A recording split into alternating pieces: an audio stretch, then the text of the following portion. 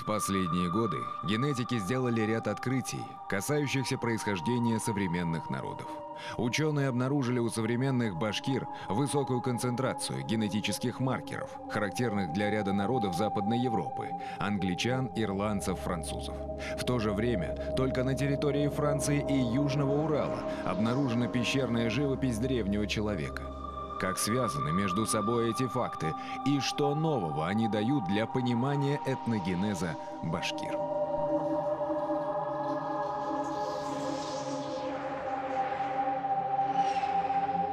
В 1959 году работник башкирского заповедника Александр Рюмин обнаружил в пещере Шульганташ древнюю живопись.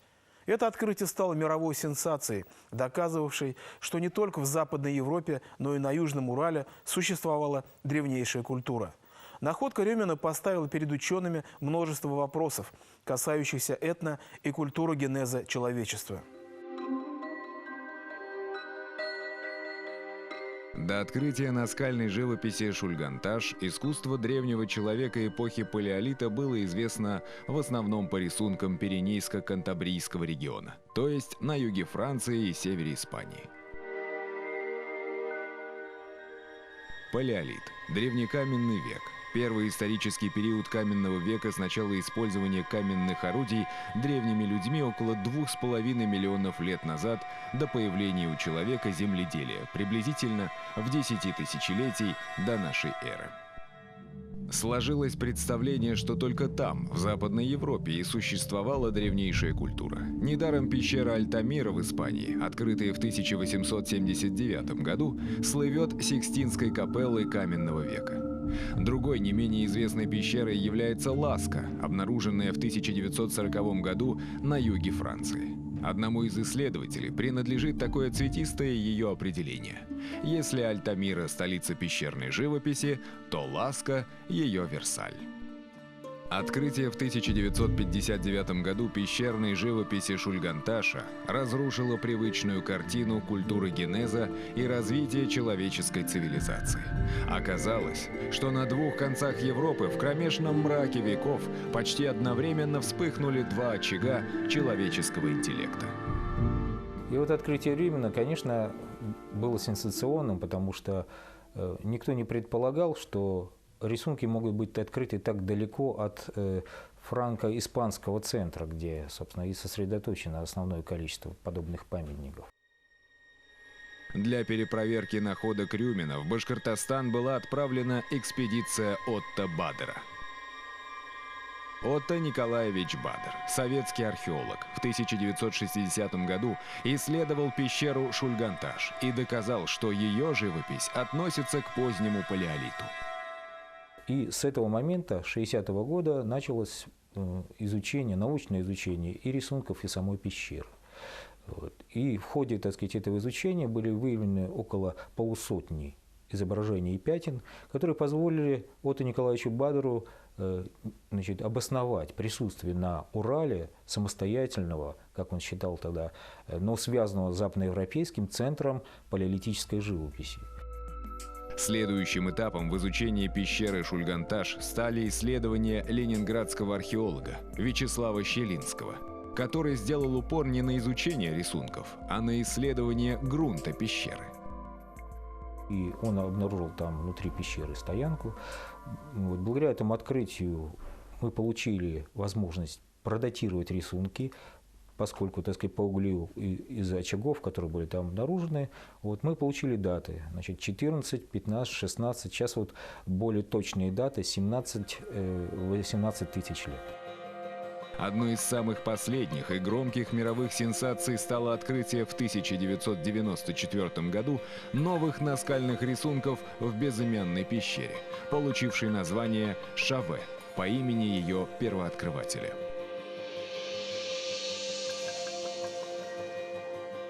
Рисунки Шаве поразительны по своему совершенству. Художник применял различные техники и приемы, создавал многоцветные изображения. Некоторые животные нарисованы не в профиль, как обычно, а с повернутой к зрителю головой. Древний мастер понимал правила перспективы. Так, например, для создания эффекта перспективы при изображении массовых сцен древний живописец многократно дублировал выступающие детали силуэта животного. Поначалу ученые даже сомневались в аутентичности рисунков, подозревая современную подделку. Настолько совершенны были изображения животных. В дальнейшем этот метод рисования повторился лишь в Древнем Египте, спустя более 10 тысяч лет.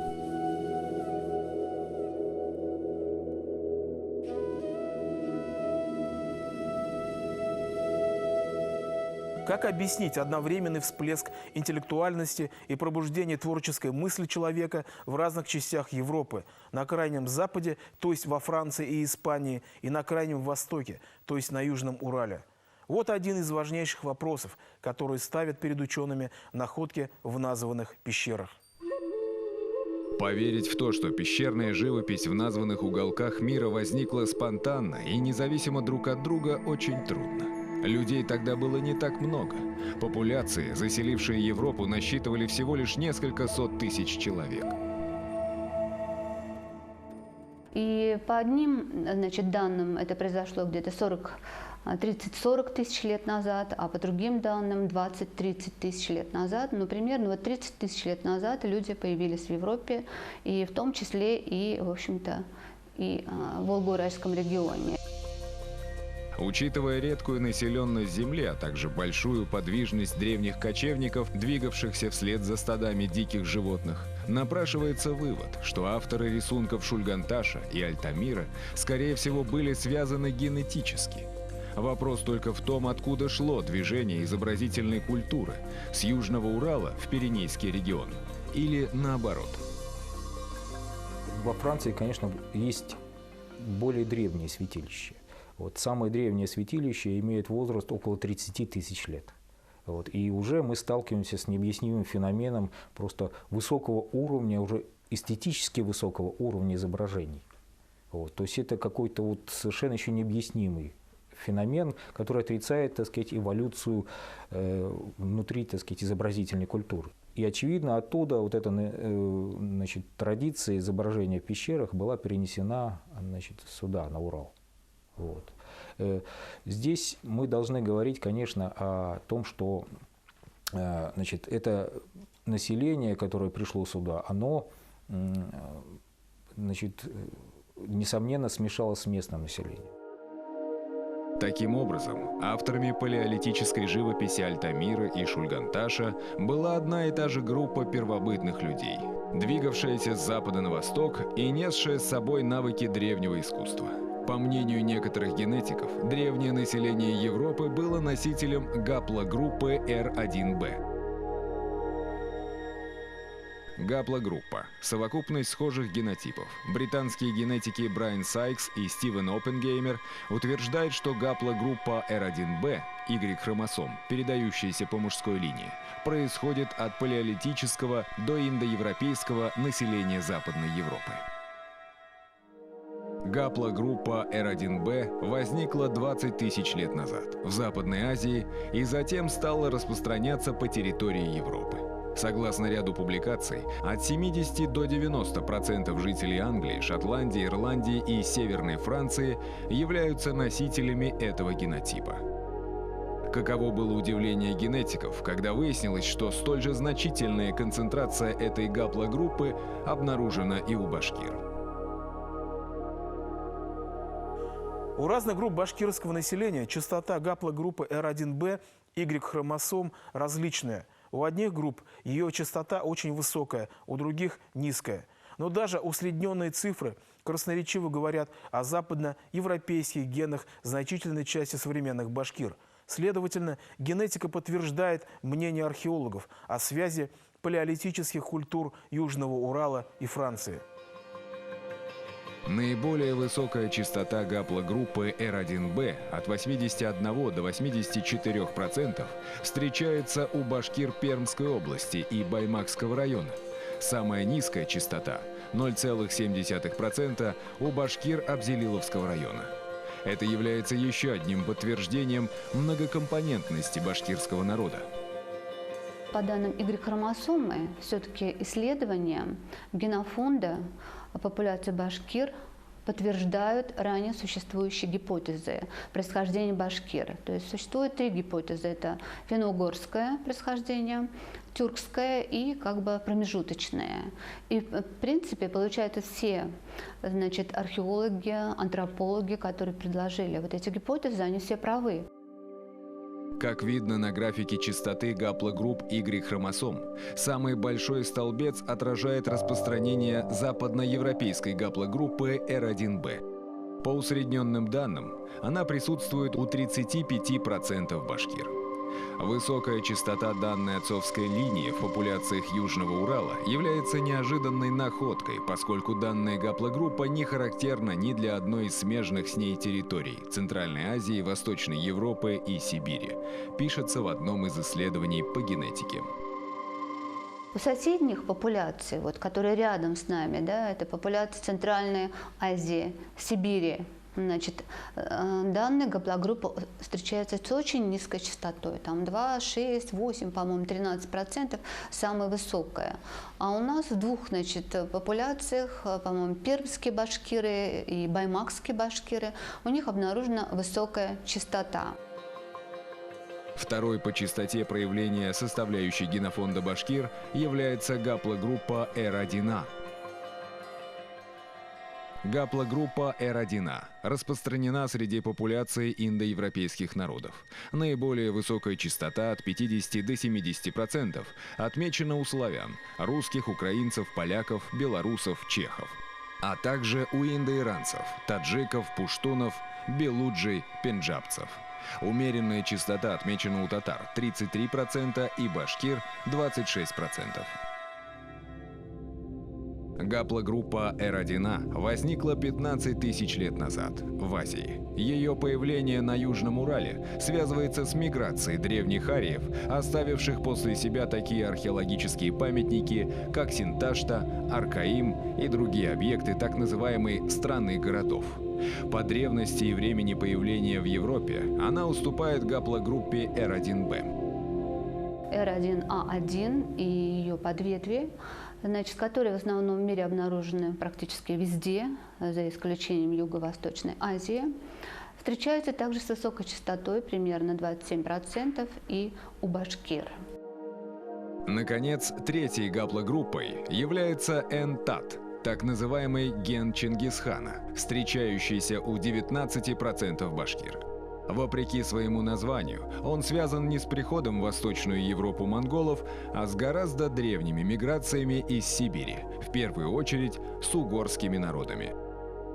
И третья гаплогруппа – это гаплогруппа ТАТ, или N3 ее называют, и иногда ее называют Чингисхан, потому что эта гаплогруппа возникла когда-то, где-то 12 тысяч лет назад в Китае, потом, значит, через Сибирь, Центральную Азию, она, в общем-то, вместе с финно-угорскими народами пришла к нам в Поволжье.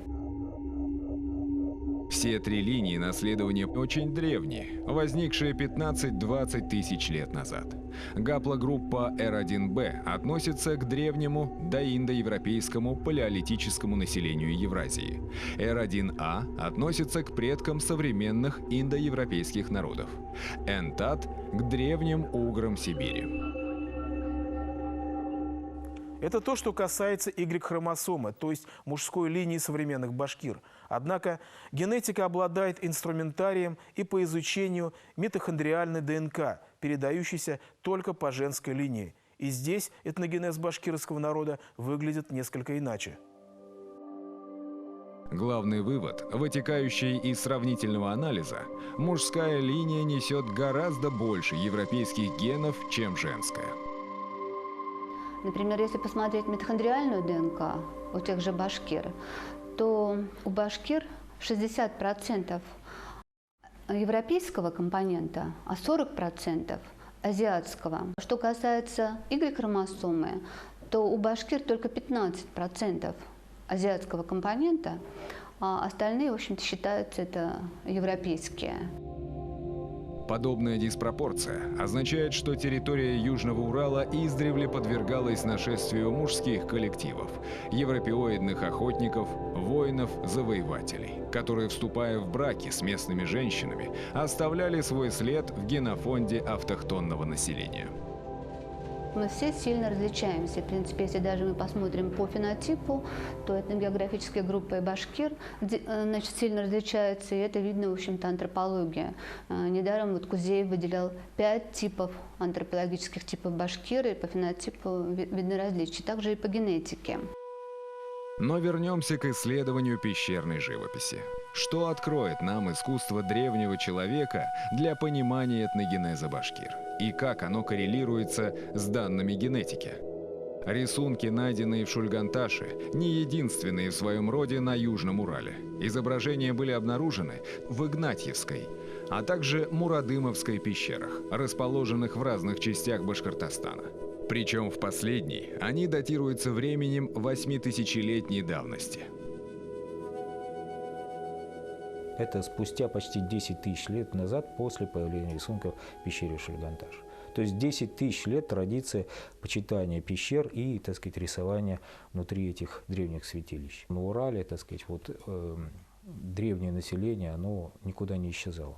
Оно, так сказать, жило, так сказать, и даже воспринимая новые религии, она сохраняла древние языческие представления. Вдумайтесь в эту цифру. 10 тысяч лет одной непрерывной культурной традиции. 10 тысяч лет. Тогда как история большинства народов Европы насчитывает не более 1500 лет. Соответственно тому, как в осевое время произошел качественный скачок от мифологического сознания к рационально-философскому, так и в период позднего палеолита древние люди перешли от первобытного сознания к мифологическому. В одном из залов пещеры Ласка имеется загадочная сцена. Падающий человек рядом с бизоном. У человека птичья голова, а бизон поражен дротиком. Ученый полагает, что сцена является отсылкой к древнему мифу, смысл которого восстановить уже теперь невозможно. Некоторые исследователи живописи пещеры Шульганташ в Башкортостане также считают, что там имеют место не простые изображения зверей и каких-то геометрических фигур, а иллюстрация определенных сюжетов. К настоящему времени в пещере Шульганташ обнаружено более 170 изображений – мамонтов, лошадей, шерстистых носорогов, бизонов, антропоморфных существ и загадочных геометрических знаков. В отличие от рисунков Альтамира, Ласка и Шаве, рисунки Шульганташа менее выразительны. Но зато они более чем рисунки. Они являются картинами с сюжетной линией. В пещере Шульганташ, во-первых, значит, многочисленные изображения образуют композиции. Эти композиции являются фактически иллюстрациями к древним мифам. Об этом писали все, кто исследовал пещеру, и указывали именно на оригинальность вот подобного явления, потому что в западных пещерах мы имеем как бы хаос изображений, которые накладываются друг на друга. Здесь же эти композиции фактически представляют собой как бы такие комиксы. Архетипы мировосприятия древнего человека нашли свое отражение в мифах. Миф – субстанция очень живучая и постоянная. Не случайно многие сюжеты пещерной живописи Шульганташа имеют параллели в башкирских эпосах «Урал-Батыр» и «Акбузат». Рисунки пещеры Шульганташ практически сюжетно связаны с нашими мифологическими эпосами «Урал-Батыр», «Акбузат» в первую очередь. Даже крылатый конь Акбузат присутствует в этих пещерных рисунках. И это вот единственный в мире вообще вот сюжетные рисунки в пещере. Башкирский народный эпос «Урал-Батыр» записан в 1910 году фольклористом Мухаммедшахом Бурангуловым из уст сказителя Габита Аргынбаева. Анализируя эти изображения, мы видим поразительное сходство с мифологией, которая сохранилась в башкирских эпосах, в башкирских преданиях, в башкирской традиции. На втором этаже мы находим иллюстрацию, где вот лошадь выводит с собой животных. Вот. Часть животных, причем, возвращается обратно. Вот мы знаем по сюжету этого мифа, что герой нарушает запрет оглядываться, и часть животных прячется обратно в озере. Вот. Это чисто башкирский сюжет, который нигде больше не встречается. Урал-Батыр является древнейшим космогоническим мифологическим эпосом. Он передавался из уст в уста на протяжении многих тысячелетий. В эпосе Акбузат дочь царя Шульгана явила Хаубану из пучины озера бесчисленные табуны коней, отара овец, стада коров и, главное, крылатого коня Акбузата. Однако герой, нарушив обещание, оглядывается, и весь скот уходит обратно под воду. Как считает археолог Вячеслав Котов, этот миф проиллюстрирован на одном из панно Шульганташа.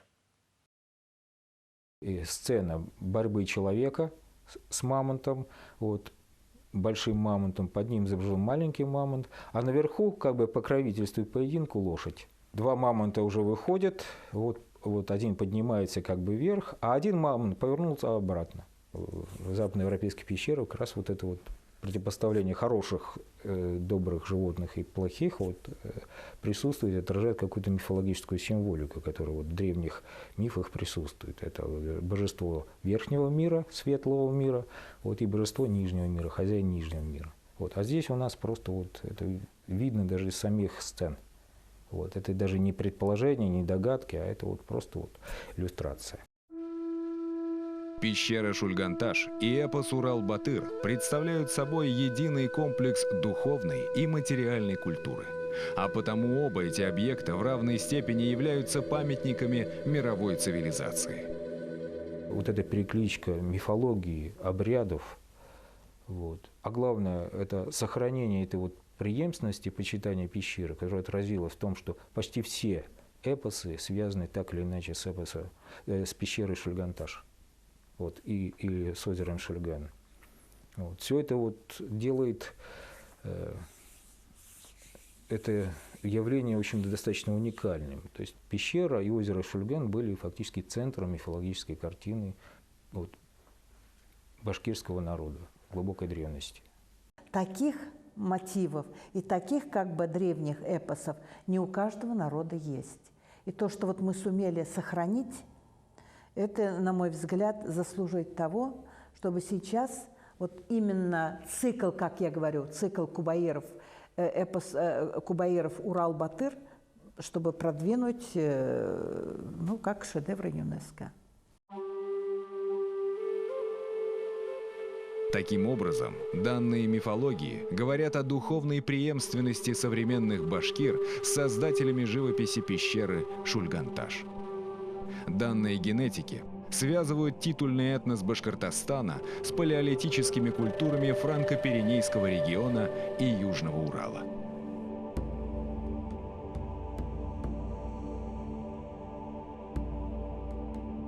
Это восприятие этого уникального памятника стало основой, в общем-то, и изменения отношения вообще, нашего отношения к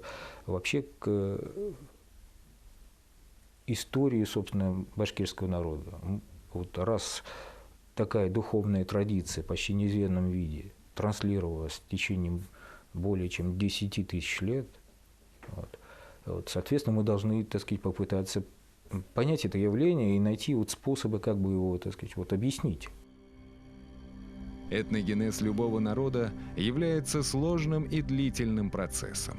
Башкиры в этом отношении не только не исключение, но и, наверное, один из ярких примеров. Археологи, генетики, мифологи независимо друг от друга пришли к схожим выводам о том, что башкиры являются наследниками и потомками древнейших обитателей Южного Урала. Это, конечно, не значит, что палеолитическое население Южного Урала разговаривало на тюркском языке и именовало себя башкирами. Речь идет о том, что современные башкиры вобрали в себя все этнические компоненты, вливавшиеся в местные популяции, начиная с каменного века. А здесь были носители западноевропейской гаплогруппы R1b, здесь были арии Аркаима, здесь были угры, носители азиатского гена. И лишь на заключительном этапе этногенеза, 1500 лет назад, началась тюркизация местного населения. Это население, известное ныне как башкиры, не только наследовало эту генетику, но и сохранило древнейшие космогонические мифы, запечатленные на стенах пещеры Шульганташ и в эпосе Урал-Батыр.